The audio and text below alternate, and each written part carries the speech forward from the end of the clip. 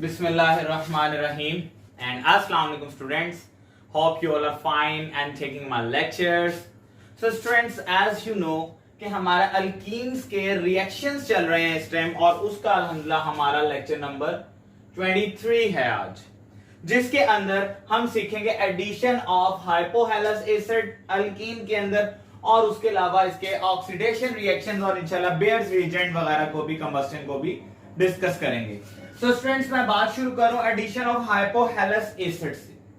तो सबसे पहली बात, ये हाइपोहेलस एसिड बेसिकली क्या है स्टूडेंट, प्रोडक्ट बनाएंगे तो आप साथ ही इसको जान जाएंगे। ये हेलो अल्कोहल हेलो हाइड्रोजन, ये बेसिकली एक ही बात है हमारे पास। हाइपोहेलस एसिड जिसको कहेंगे स्टूडेंट्स वो ये है हमारे पास, ठीक है।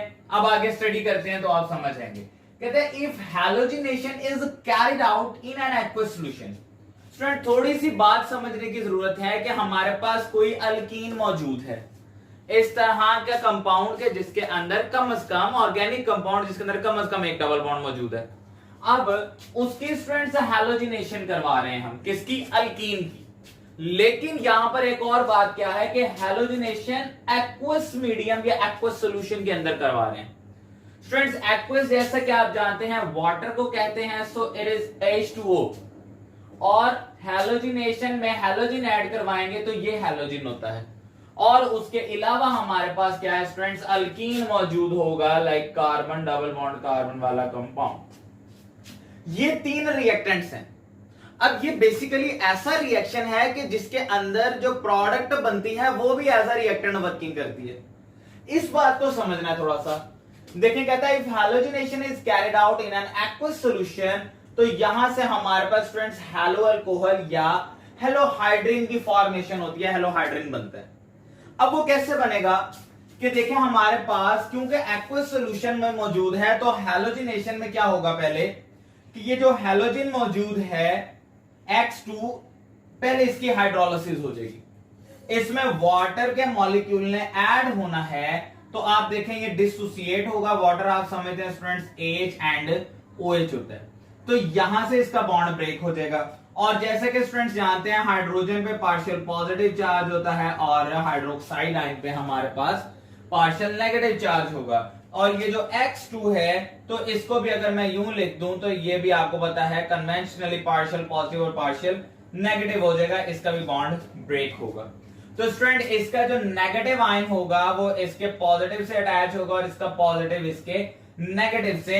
इन दिस वे ये आपके पास एक तो हाइपोहेलस एसिड आ जाता है और उसके अलावा एक साथ प्रोडक्ट आ जाएगी, ठीक है। ये आपके पास हैलोजिन का हैलाइड हो जाएगा कोई, ठीक है, लाइक हाइड्रोजन और साथ कोई हैलोजिन का अटैच होना। बाकी ये आपके पास एसिड आ गया। अब ये देखें ये मजीद जो हाइपोहेलस एसिड है ये स्टूडेंट्स आगे से क्या करेगा, अल्कीन के साथ रिएक्ट करेगा। Alkene double bond as you know one is sigma bond and the other one is pi bond. Pi bond break होगा, इन दोनों के इलेक्ट्रॉन अपने अपने रिस्पेक्टिव कार्बन पे शिफ्ट हो जाएंगे। और स्टूडेंट्स यहां से ये OH हाइड्रोक्साइड और उसके अलावा जो हैलोजिन है हमारे पास ये बॉन्ड ब्रेक होगा।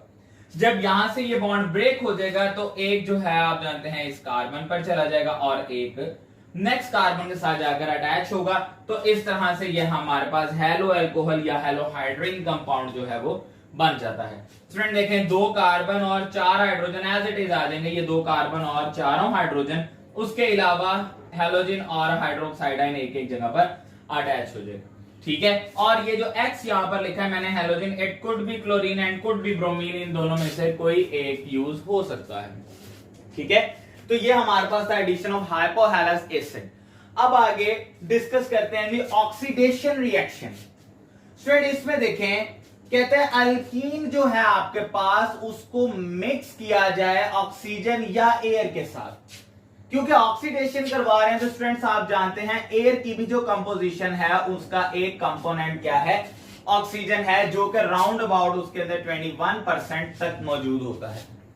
कहता है कि अल्कीन्स को ऑक्सीजन या एयर के साथ मिक्स करने के बाद उसको सिल्वर कैटलिस्ट में से पास करवाएंगे। लाइक अल्कीन भी गैस है, ऑक्सीजन भी गैस होगी। अब इन दोनों गैसेस को हमने सिल्वर कैटलिस्ट में से क्या करवाना है, पास करवाना है। और स्टूडेंट्स वहां पर सिल्वर कैटलिस्ट के साथ कंडीशंस क्या होंगी, हमारे पास टेम्परेचर और प्रेशर हाई रखना है। अंडर दीज कंडीशंस कि जब अल्कीन ऑक्सीजन के साथ रिएक्ट कर रही है सिल्वर कैटलिस्ट की मौजूदगी में हाई टेम्परेचर और प्रेशर के साथ, तो फिर क्या होगा, कहता है एड एन एटम, एक atom students, one, add an atom of oxygen to form epoxide. यहां से एपॉक्साइड बनाने के लिए अब एक एटम जो है वो उसके अंदर ऐड होगा, ठीक है। और ये एपॉक्साइड के बारे में एक जनरल सी इंफॉर्मेशन देता है कि it is basically the starting substance for the industrial production of glycol. Glycol आमतौर पे एंटी फ्रीजिंग एजेंट के तौर पर यूज हो रहा होता है, ठीक है। तो इसकी प्रिपरेशन के लिए जो है एपॉक्साइड वो हमारे पास स्टार्टिंग सब्सटेंस के तौर पे भी इस्तेमाल होता है। अब आते हैं इसके केमिकल रिएक्शन की तरफ। तो आप देख लें स्टूडेंट्स, ये आपके सामने अल्कीन मौजूद है, उसका मेंबर है इथीन। इथीन को हमने ये ऑक्सीजन के साथ रिएक्ट करवाया in the presence of silver catalyst at 300 degree Celsius temperature. तो इतने टेम्परेचर के ऊपर आप देखें तो स्टूडेंट्स यहां से बॉन्ड जो है वो ब्रेक हो जाएगा, दोनों रिस्पेक्टिव कार्बन पर इलेक्ट्रॉन जो है वो चले जाएंगे और यहां से ये जो ऑक्सीजन का हाफ मॉलिक्यूल है यानी कि एक एटम वो इस तरह से ऐड हो जाता है। तो स्टूडेंट इसको इथाइलिन ऑक्साइड या आप एपॉक्साइड, इथाइलिन एपॉक्साइड कह सकते हैं, ठीक है। इसी की एक और एग्जांपल डिस्कस की है नीचे, प्रोपीन है, सेम कंडीशन, सिल्वर कैटलिस्ट और 300 टेम्परेचर, उसमें इसका जो मॉलिक्यूल है वो इधर से ही अगेन ऐड होगा, ये एक बॉन्ड को ब्रेक करके, पाई बॉन्ड को, and in this way propylene oxide और propylene epoxide would be prepared, ठीक है। ये अभी आपने दो रिएक्शंस देख लिए। अच्छा स्टूडेंट्स, नेक्स्ट अब हम हाइड्रोक्सिलेशन को डिस्कस करने लगे हैं। अल्कीन की हाइड्रोक्सिलेशन करेंगे। देखें जैसा कि नाम से ही जाहिर है हम इसमें हाइड्रोक्सी ग्रुप को ऐड करने लगे हैं। अल्कीन के अंदर हाइड्रोक्सी ग्रुप यानी कि OH को जब ऐड करेंगे तो उस प्रोसेस को हाइड्रोक्सिलेशन कहेंगे, ठीक है। और उसके अलावा इसका दूसरा नाम क्या है student, that is Baeyer's test. Baeyer's test के नाम से भी ये जाना जाता है क्योंकि ये एक ऐसा टेस्ट है जिसमें बेयर्स रिएजेंट को इस्तेमाल करते हुए हम कंपाउंड के अनसैचुरेशन का टेस्ट करते हैं कि ये जो कंपाउंड है इसमें अनसैचुरेशन मौजूद है या नहीं है। अब बेयर्स रिएजेंट क्या चीज है और वो टेस्ट क्या चीज है उसको अब हम डिस्कस करेंगे। सो स्टूडेंट्स देखिए यहां पर क्या लिखता है कि जो अल्कीन्स हैं हमारे पास उनको ट्रीट किया जाता है, मतलब रिएक्ट करवाया जा रहा है in the presence of mild oxidizing agent. इस तरह का कंपाउंड के जो ऑक्सीजन प्रोवाइडर होगा, ऑक्सीडाइजर होगा बेसिकली, ठीक है। तो माइल्ड ऑक्सीडाइजिंग रिएजेंट है। अब वो स्टूडेंट्स देखें किसको कहते हैं, कहते हैं 1% अल्कलीन KMnO4 का सोल्यूशन। और ये जो 1% सोल्यूशन बनाया हमने अल्कलीन KMnO4 का, स्टूडेंट्स इसी को बेसिकली क्या कह रहा है, बेयर्स रिएजेंट कह रहा है, ठीक है। कि ये सिर्फ 1% सोल्यूशन है, ये कोई बहुत ज्यादा कंसंट्रेटेड सोल्यूशन नहीं है। Only 1% alkaline KMnO solution and the other thing at a low temperature, ठीक है। कि अल्कीन्स मौजूद हैं, हम उनको ट्रीट कर रहे हैं इस माइल्ड ऑक्सीडाइजिंग एजेंट के साथ जो कि क्या है 1% अल्कलीन KMnO4 का सॉल्यूशन, ठीक है। और टेम्परेचर भी कम रखेंगे। अब जब ये कंडीशंस होंगी तो वहां पर क्या होगा, कहता है hydroxylation of double bond occurs, यानी कि अल्कीन के अंदर जहां पर भी डबल बॉन्ड मौजूद होगा वो डबल बॉन्ड की हाइड्रोक्सिलेशन हो जाएगी। मतलब कि वो डबल बॉन्ड में से जो सा वीकर बॉन्ड होगा, पाई बॉन्ड, वो ब्रेक होगा और उसके रिस्पेक्टिव कार्बन्स के साथ जो है वो हाइड्रोक्सी ग्रुप्स अटैच हो जाएंगे, जिसको हम कहेंगे हाइड्रोक्सिलेशन इज बीइंग डन। और हाइड्रोक्सिलेशन के बाद आप देखें डाई हाइड्रोक्सी कंपाउंड हमारे पास यहां पर बन रहा है। और स्टूडेंट चूंकि वो डबल बॉन्ड जो है वो एडजेसेंट कार्बन के दरमियान ही जाहिर सी बात है मौजूद होगा, तो फिर यहां से जो हमारे पास डाई हाइड्रोक्सी कंपाउंड बन रहा होगा बेसिकली वो विसिनल कंपाउंड होगा, ठीक है। वो हमारे पास विसिनल किस लिए हम यूज करते हैं वर्ड के, जब दो एडजेसेंट कार्बन एटम्स के साथ फंक्शनल ग्रुप अटैच हो जाए, ठीक है। तो ये देखें ये विसिनल ग्लाइकोल की बेसिकली फॉर्मेशन हम यहां पर कर रहे हैं। अब इसको प्रिपेयर कैसे किया जाता है स्टूडेंट्स, रिएक्शन की तरफ आते हैं। तो ये देखें ये मेरे पास अल्कीन यानी कि इथीन मौजूद है। और ये 1% सॉल्यूशन मैंने इसका बनाकर डाल दिया। देखें KMnO4 प्लस वाटर, जहां पर सॉल्यूशन का वर्ड आ जाएगा इट्स मीन उसके अंदर आपने वाटर के साथ सॉल्यूशन बनाया हुआ है। ठीक है, तो ये देखें KMnO4 प्लस वाटर। अब यहां पर जब रिएक्शन होता है तो स्टूडेंट्स आप देखें जो वाटर है, अगर 4 वाटर के मॉलिक्यूल हैं तो डेफिनेटली ये 4 हाइड्रोक्साइड आयंस भी गिव करेंगे। ठीक है, और उसके अलावा स्टूडेंट्स यहां से पोटेशियम परमैंगनेट जो है KMnO4 ये भी ब्रेक हो जाएगा। अब आप देखें आगे रिएक्शन कंडीशंस क्या हैं कि ये जो 4 हाइड्रोक्साइड है हमारे पास स्टूडेंट्स, इसमें से 2 हाइड्रोक्साइड यहां पर ये जो अल्कीन का बॉन्ड एक ब्रेक हुआ है और रिस्पेक्टिव कार्बन्स के साथ अटैच हो जाएंगे। ये देखें ये जो ये वाला अल्कीन था हमारे पास स्टूडेंट्स, ये मैंने लिख दिया और ये इस टाइम डाइहाइड्रोक्सी कंपाउंड बन गया हुआ है। और सेकेंडली मैं आपको बताता चलूं कि ये हाइड्रोक्साइड दोनों एडजेसेंट कार्बन पे, सो दैट्स व्हाई इसको मैं विसिनल ग्लाइकोल भी कह रहा हूं। और साथ ही साथ ये इथाइलिन ग्लाइकोल है क्योंकि 2 कार्बन है। उसके अलावा स्टूडेंट्स मैंगनीज डाइऑक्साइड की फॉर्मेशन हो जाएगी यहां से जब ये बॉन्ड ने ब्रेक होना है। और ये 4 हाइड्रोक्साइड थे, बाकी के 2 हाइड्रोक्साइड ये 2 पोटेशियम आयन के साथ अटैच होके क्या फॉर्मेशन कर देंगे यहाँ पे, पोटेशियम हाइड्रोक्साइड। ये तो हो गई स्टूडेंट्स थ्योरेटिकली रिएक्शन की बात। बट जब हम प्रैक्टिकली देखेंगे तो ये जो 1% अल्कलीन KMnO4 है हमारे पास स्टूडेंट्स, इसका जो कलर होता है वो पिंकिश कलर होता है। It is of pink colour solution.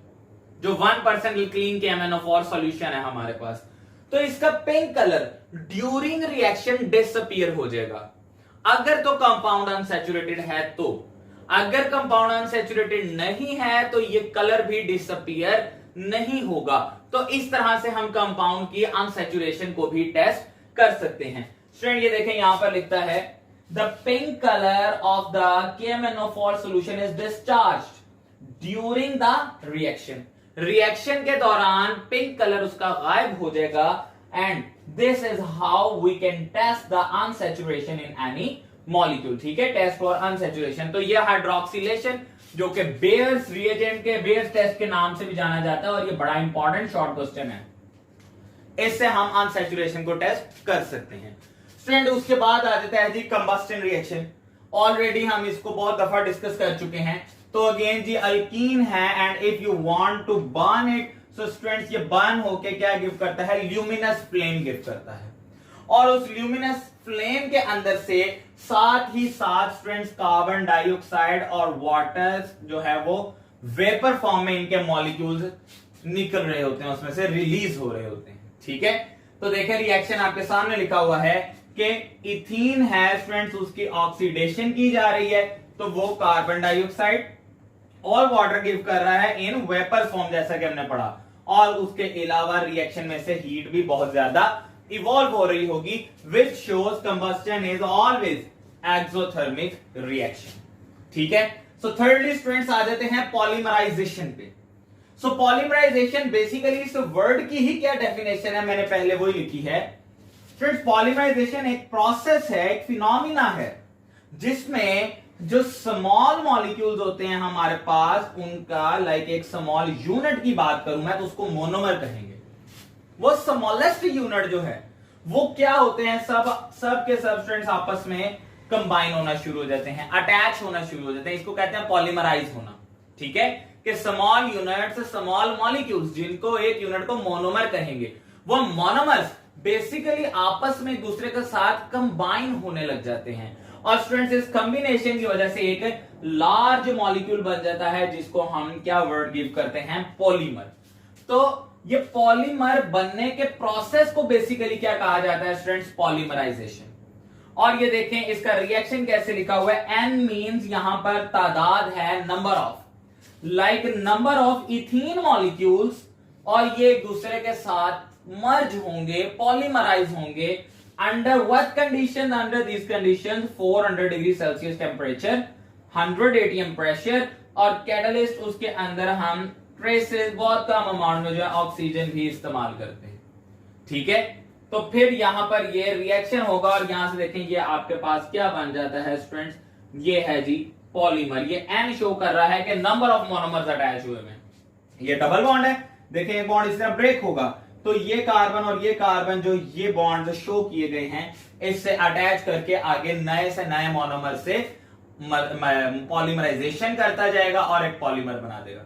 Furthermore for information, if you want good quality of polythene, like ये इथीन से पॉलीथीन बन रहा है, पॉलीमर जो है उसका, अगर हम गुड क्वालिटी का बनाना चाहते हैं स्टूडेंट्स, ये दो कैटलिस्ट हैं, एल्यूमिनियम ट्राई इथाइल या टाइटेनियम टेट्राक्लोराइड। ये दो ऐसे कैटलिस्ट हैं जिनको यूज करके हम good quality of polythene prepare कर सकते हैं। ठीक है, तो स्टूडेंट्स ये अल्कीन के रिएक्शन थे हमारे पास आज के। तो अगर इसमें आपका कोई क्वेश्चन है तो आप कमेंट सेक्शन में लाजमी पूछिएगा।